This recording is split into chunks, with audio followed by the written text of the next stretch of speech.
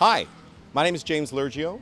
I own Count Orlok's Nightmare Gallery here in Salem, Massachusetts. Now, every year we actually try to have a few celebrities here for folks to meet in October. It's a meet and greet session, there's autographs, sometimes we even have their movies actually play while they give live commentary. What's better than that? Now, Count Orlok's Nightmare Gallery is a museum, live only in October, but during the rest of the year, it's a museum, life-size movie monsters made by Hollywood special effects people, and they go from the 20s to now. What we have for you today is a very special treat. Now, you might remember the Nightmare on Elm Street movies. Well, what we have actually is Heather Langenkamp, who played Nancy Thompson in them. She, of course, killed Freddy twice. She was in Nightmare on Elm Street 1, 3, and Freddy's New Nightmare, the New Nightmare series. And then, of course, we've got that wonderful show that she was in the 80s, which is Just the 10 of Us. Let's go meet her now.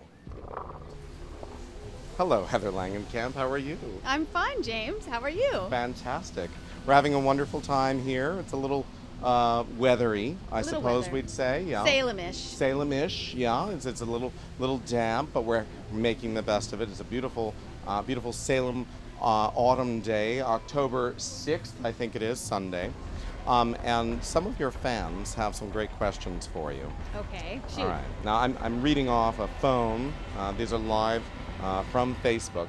The first question is, this is oddly phrased, I think. Did you like working as a Freddy lady on set?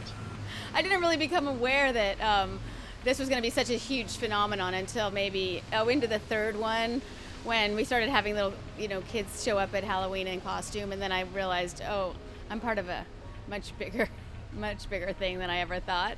And then once I was done being Nancy, and then you had Lisa and Tuesday and the other ladies of Freddy, then we kind of started identifying with him more as a group. And of course, when we go to events and conventions, we always are seated together. So we've been kind of put in this category, but I don't think we ever thought of ourselves as Freddy's girls, ever. No. I'm a very liberated woman. I would never give myself that title. No, absolutely not. What was it like working on Just the 10 of Us? Well, that was a very demanding job. Comedy, as fun and easy as it looks, is really, really hard, as they say. And so we would get together every Monday, read a script, rehearse Tuesday, Wednesday, shoot it Thursday, Friday on its feet. And you just didn't have time to really think about anything but the show. It was very all-consuming, and I had a great bunch of cast members surround me. So I learned something new every day, and I learned how to, hopefully be funny, which has actually become my favorite thing, is comedy. Mark and I were watching a wonderful piece of Just the 10 of Us last night while we were driving home. Mostly he was watching, and it was a bit where you were all singing. And it was some sort of, you were all singing together as sisters. In the pizza parlor, yes, we were the Lubbock Babes. And we had an act that would take us to the pizza parlor. But we had a little bit of a some strange songs. And my sister Connie always was singing like really morbid show tunes. And then my character would always play as many Catholic religious songs as she could get away with, but also break out like with a really sexy number with a repressed kind of way that I found very entertaining. Yes. Yes. It was a really wonderful role. Like she's a nun, like a young girl who wants to be a nun, but then sings "Unchain My Heart." So it was so wacky, but we loved every minute of it. Awesome. Did you have any nightmares after filming any of the Nightmare on Elm Street movies? I think like during the shooting there would always be one or two dreams where Freddy was pursuing me or something like that, but the worst dreams definitely came after Nightmare 7, because that movie, there's those screams, that movie actually kind of penetrated my psyche in a way that the others hadn't. I think playing myself didn't help because I did take that role really to heart and tried to, be as like me as possible. And especially the scene where I'm at the very end of the film and the Freddie tongue wraps around my head, and it was really, I found it like one of the most disgusting scenes I had ever had to do for Freddie. And yeah, that one stuck with me since. And once in a while I'll have a really bad nightmare about that. It was such a good movie. Such a good movie. Having played a strong female lead in Elm Street movies, do you find yourself defending horror films to those who might find them exploitative? I don't think that the films, well, many of them are exploitative, but I don't defend the films, but I certainly understand when people don't like the films. Myself, I don't like a lot of sadistic, bloody kind of horror, really graphic horror. I'm not that big of a fan of it. I'm more of a fan of kind of more the psychological, creepy. And in fact, Nightmare, when you really analyze it, isn't that bloody.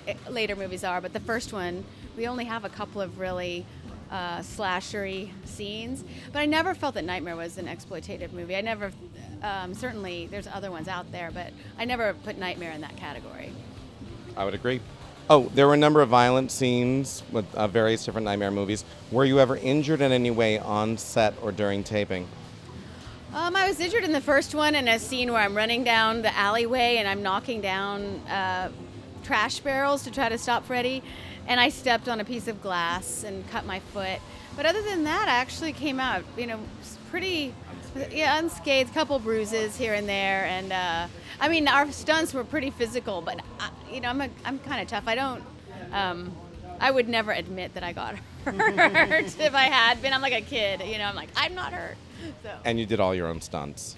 Well, I had a wonderful stunt lady. There's a lot of things. Like in the basement when Nancy has to run up the stairs and he's on fire, that was a stunt woman. A lot of the fight scenes, I would start them and then the stunt lady would sometimes finish them. And, there's some scenes, but my favorite scene that looks like a stunt maybe is where the truck is coming behind me and I duck down and the truck rolls over me. Yeah. We actually did that, and it was one of those projections behind me that looks really real, and I'm just acting to the projection. So all of our effects were practical for the most part. Oh, great. It's just a comment, a very nice one. Thank you for bringing to life one of the one of the strongest characters in one of the greatest films ever. It's very nice. Thank you. Are there any props from the previous work in film that you've kept? Oh, well, I, of course, kept my pajamas from Nightmare 1, which I have, and I love them so much. Then I also kept some wardrobe from Nightmare 7 and some of the jewelry and the purse. And Nancy didn't really work with that many props, but a lot of people think I have the phone with the tongue that comes out, and I don't have that. I wish I did, but I don't have that one. I should have taken it. I wonder who does. I don't know. I think the guy who made it kept it. Oh, well, can I talk to you about any current work or Sure. recent past work that you're involved in? Yeah, I worked on a film about a year ago. I'm not sure where it's going to be seen, but I played Barbara Steele's daughter in a movie called The Butterfly Room. A really creepy story about an old woman who's actually very evil. And I play her daughter, and I know that she's capable of evil, but I kind of have put it in the back of my mind, and then I realized that she's wreaking havoc on a young girl's life, and I end up trying to save that girl. Very much like a Nancy kind of role. Yeah. But working with Barbara Steele was really a dream come true, and she is just the first lady of horror in my book, yeah. Absolutely. Now, what is that called? That's called The Butterfly Room, and I've heard that it's finished, and I've had some people come up to me and say they've actually seen it, but I haven't seen it yet, so I don't know. I can't wait to see it. I'm going to watch it. Heather Langenkamp, thank you so much for coming. You're wonderful, and we love you, and thank you so much. Oh, you're welcome. Thanks, everybody.